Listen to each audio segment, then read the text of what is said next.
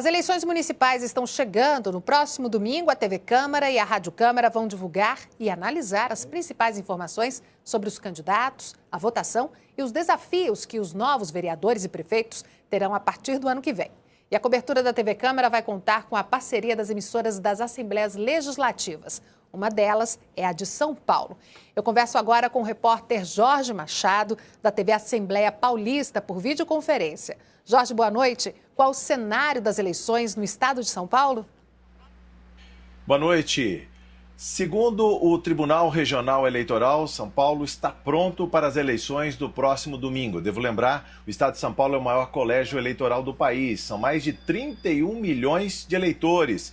E esses eleitores devem ser recepcionados por um exército de pessoas que vão trabalhar nas eleições. Só para se ter uma ideia de uma conta breve, são 86 mil sessões eleitorais. Cada sessão tem um presidente, um primeiro, um segundo mesário e também mais um secretário. 345 mil pessoas, mais as pessoas que vão recepcionar os votos dos presos, 356 pessoas.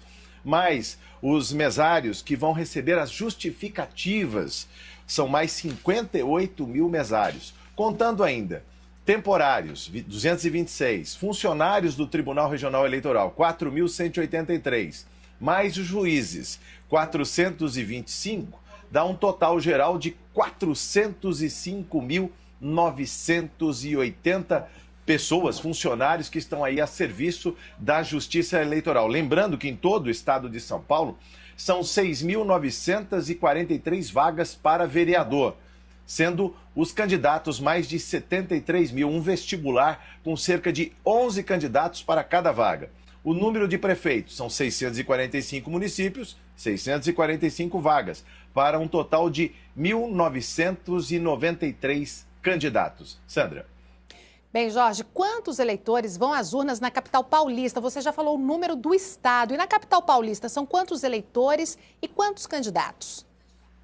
Bom, na capital paulista, nós temos 8.619.170 eleitores aptos a votarem no próximo domingo, o primeiro turno das eleições municipais. Os candidatos aqui em São Paulo são 12 candidatos a prefeito e os candidatos a vereador são 1.165 para 55 vagas. Este que é o maior parlamento municipal do país, o Parlamento Paulistano. Sandra. Muito obrigada, Jorge. Boa noite para você. Boa noite. E na segunda reportagem especial da série Eleições Municipais de 2012, o Câmara hoje vai mostrar o principal desafio dos novos prefeitos, como administrar o dinheiro público. Com orçamento quase integral comprometido em pagamento de pessoal e investimentos nas áreas de saúde e educação, um dos principais desafios dos prefeitos eleitos neste 7 de outubro será administrar bem os recursos de seu município e garantir investimentos em outros setores. São 15.500 candidatos para as mais de 5.000 cidades brasileiras. Algumas grandes e ricas, outras em situação de extrema miséria. Mas tanto para comandar uma quanto a outra, uma qualidade será fundamental ao novo prefeito: a habilidade de administrar os recursos, que muitas vezes são poucos. Assume numa conjuntura negra, né, muito complicada, muito difícil. Né, com um orçamento reduzido, muitas responsabilidades, muita demanda, e inclusive muitos eu vejo aí nos programas de televisão e rádio prometendo verdadeiras aberrações que não terão como cumpri-las. É uma situação muito difícil porque os municípios vêm assumindo muitas atribuições e o recurso que tem não satisfaz, não tem como encaminhar toda essa demanda. A Lei de Responsabilidade Fiscal ordena: gastos com pessoal não podem ultrapassar 60% da receita dos municípios. Hoje, a média de gasto com pessoal é de 48%, segundo a Confederação Nacional dos Municípios. O prefeito ainda precisa coordenar despesas obrigatórias com saúde, 15% da receita e educação 25%. Sobram mais ou menos 12% para todo o resto.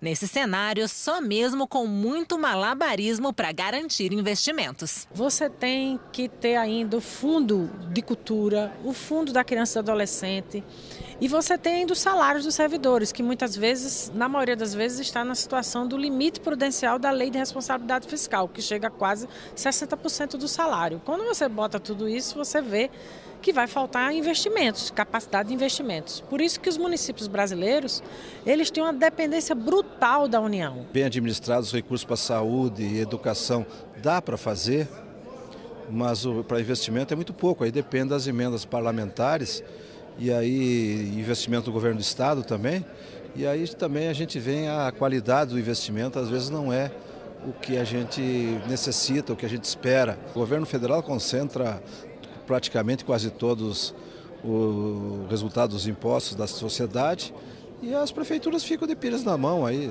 mendigando, viajando para Brasília, gastando até os recursozinhos que há poucos a gente tem em viagem, em despesa de pessoal para conseguir alguma emenda, algum recurso, algum aditivo, né, para ajudar.